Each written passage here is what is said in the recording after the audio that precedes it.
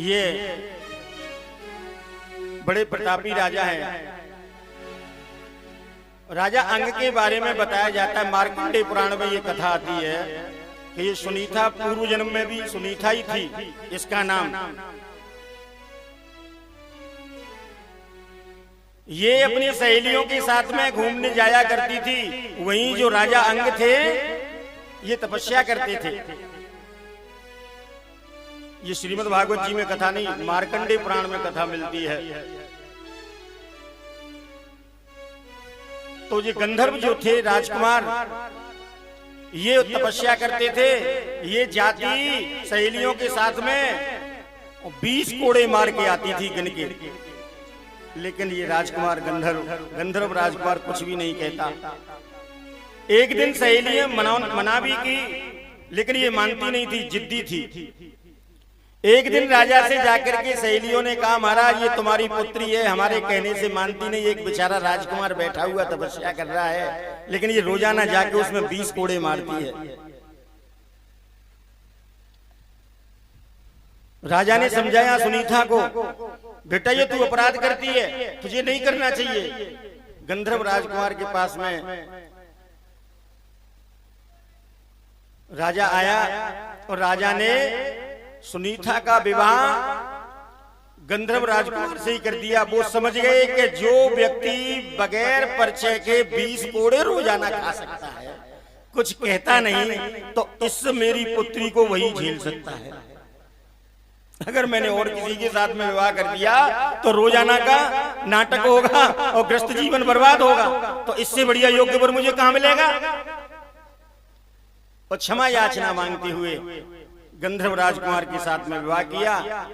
सुनीता के तेवर नहीं बदले, दूसरे जन्म में यही राजा अंग हुए और ये सुनीता हुई। तो ऐसा कट स्वभाव तो नहीं रहा, लेकिन विचारों में भिन्नता ज्यादा नहीं आई, विचार वैसे ही रहते थे। इनका पुत्र था बेन। तो जैसी माँ वैसा बेटा, माँ की शिक्षा दीक्षा में जैसा चलता है वैसे ही संस्कार बन जाते हैं। ये भी दुराचारी हो गया और ऐसा दुराचारी के छोटे छोटे बालकों को नदी में डुबा दिया करे। राजा अंग के पास में शिकायत लेकर के आया करे, समझाए, लेकिन ये सुनीता बीच में पक्ष लिया करे अपने पुत्र का, पुत्र मोह में।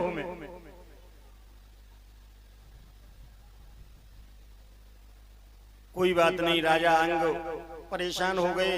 इससे बढ़िया तो यह है कि मैं जंगल में तपस्या ही करने चला जाऊं, जो होगा देखा जाएगा। वो जंगल में तपस्या करने लिए चले गए। राजगद्दी सुनी, सप्तऋषियों ने बेन को बिठा दिया सिंहासन पे। बेन को सिंहासन पे बिठाया तो बेन ने आदेश पारित कर दिया कि न हो तव्यम न यज्ञत्वम, न हो यानी न तो यज्ञ होगा, न कोई भजन करेगा, न कोई महात्मा। मेरे सिवा किसी का भजन नहीं करना है, केवल मेरा ही भजन करो, क्योंकि राजा ही सबका ईश्वर होता है। सप्तऋषियों ने समझाया ये गलत है, नहीं माने। और जब नहीं माने, बार बार कहा, सप्तऋषि क्रोध में आ गए और ऐसा श्राप दिया कि उन्हें निस्तेज कर दिया।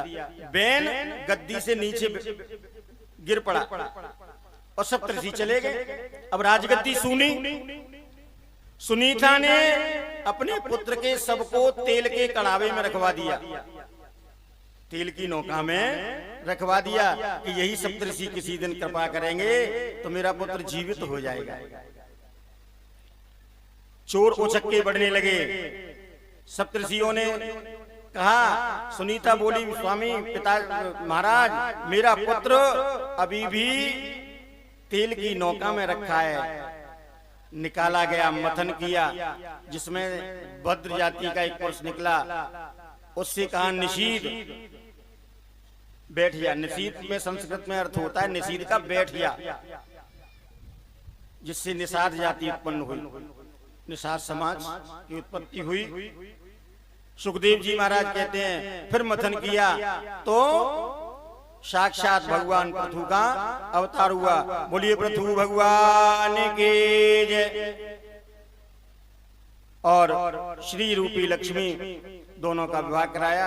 राजगद्दी पे बैठे, राजगद्दी पे राजा पृथु ने बैठते हुए देखा कि ये भूमि ने अपने गर्भ में सब औषधियों को, सब बीजों को छुपा लिया है। धनुष बाण लेकर के पृथ्वी के पीछे दौड़े। पृथ्वी गाय का रूप धारण करके भागती है, तीनों लोकों में हुआ ही कहीं ठिकाना न मिला। पृथ्वी से प्रार्थना करने लगी, महाराज मेरी रक्षा करो। तो महाराजा पृथु कहते हैं कि जितने भी तेरे गर्भ में औषधियां छुपी हैं वो सबको प्रकट करो। पहले खेती नहीं हुआ करती थी, पहले ये जमीन सब ऊबड़ खाबड़ थी। तो पृथु भगवान ने धनुष और बाण से, बाण की नोक से पहाड़ों को उठा उठा करके राजस्थान, महाराष्ट्र क्षेत्रों में रख दिया, समतल भूमि बनाई। तब से खेती होने लगी। बोली पृथु भगवान की जय। इनकी 10,000 कान थे जिनके माध्यम से ये परमात्मा की कथा श्रवण किया करते थे। ऐसा वरदान मांगा था इन्होंने। सुखदेव जी महाराज कहते हैं, राजन इसी वंश में आगे राजा प्राचीन महर्षि हुए। प्राचीन महर्षि के प्रचेता हुए। प्राचीन बरहि संपुत्रा शत्रुं द्रव्यां दशा भवनम तुल्य नाम व्रता सर्वै धर्म स्नाता। प्राचीन महर्षि ने ऐसी कोई जमीन में जगह नहीं छोड़ी जहां बैठ करके यज्ञ न किया हो। प्राचीन कहते हैं आसन को, इसलिए इनका नाम प्राचीन महर्षि पड़ गया। परम भक्त थे, लेकिन जब इनका अंतिम समय आया उस समय पे ये घबरा रहे थे।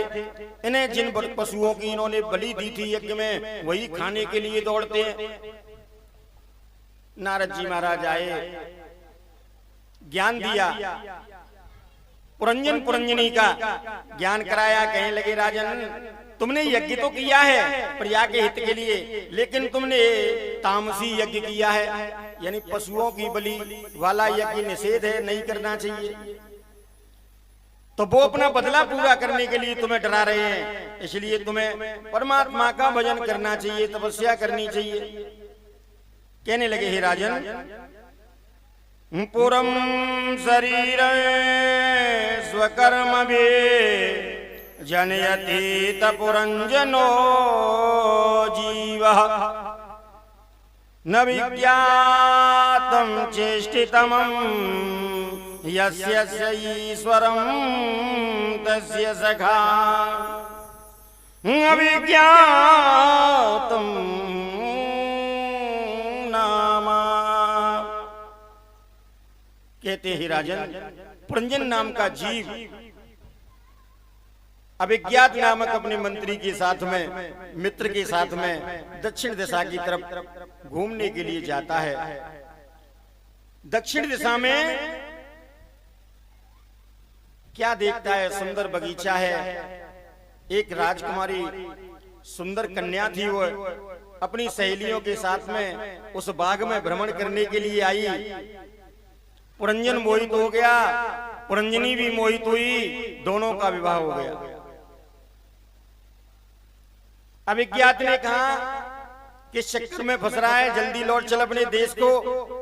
पुरंजन कहता है, भैया मित्र अब तो मेरा यही ग्रस्त बस गया, मैं यही रहूंगा। 9 दरवाजों का महल है, उस महल में रहने लगा।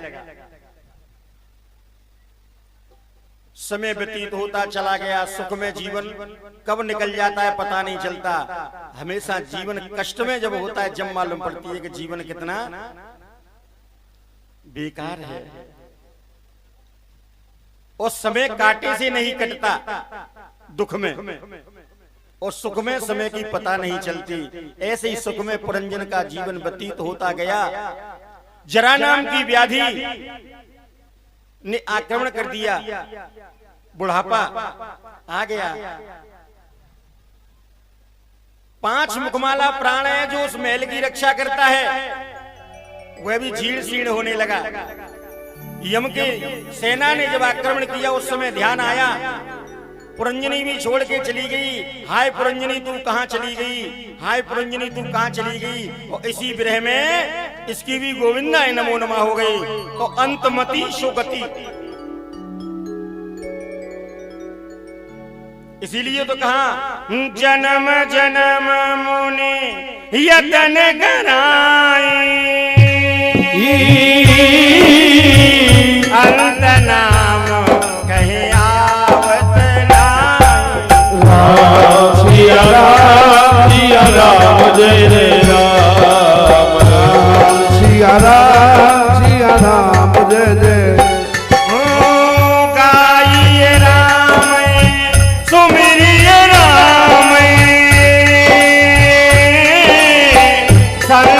सुन नाम गुण गाम, सिया राम जय जय राम, सिया राम जय जय। इसलिए परमात्मा का भजन करते रहना चाहिए। दूसरे जन्म में ये स्त्री बना पुरंजन, और मलय ध्वज राजा से इसका विवाह हो गया। एक दिन अभिज्ञात ने मन में सोचा कि अपने मित्र के हालचाल तो देखे क्या हाल है।